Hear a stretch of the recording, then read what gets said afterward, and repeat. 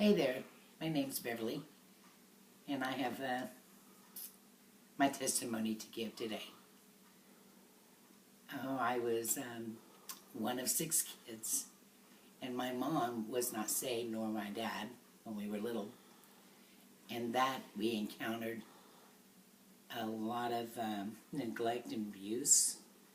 Mom left us with a person as she went drinking when we were young with Dad that abused sexually a 3 and 4-year-old, a 5 and 6-year-old, and a 7 and 8-year-old.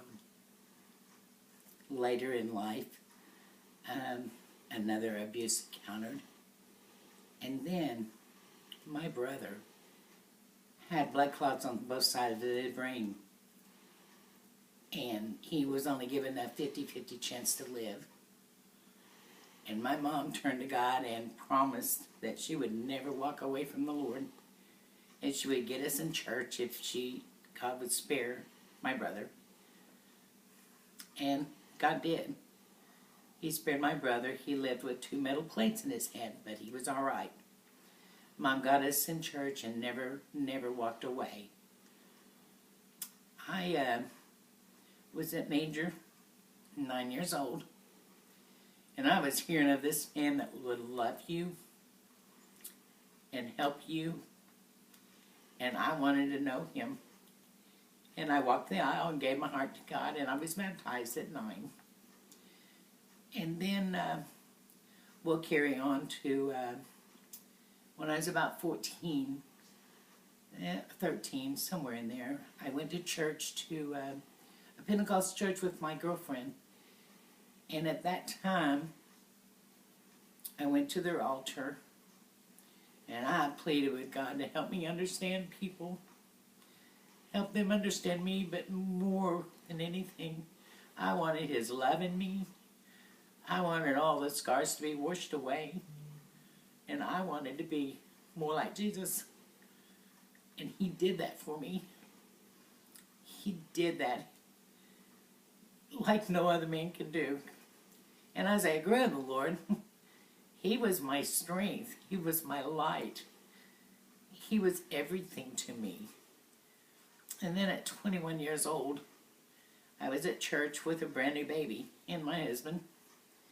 And this evangelist was preaching.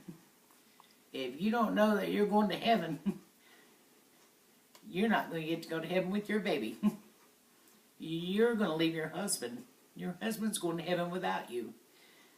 That just crushed me because I wasn't really sure, without a shadow of a doubt. So that night, we prayed.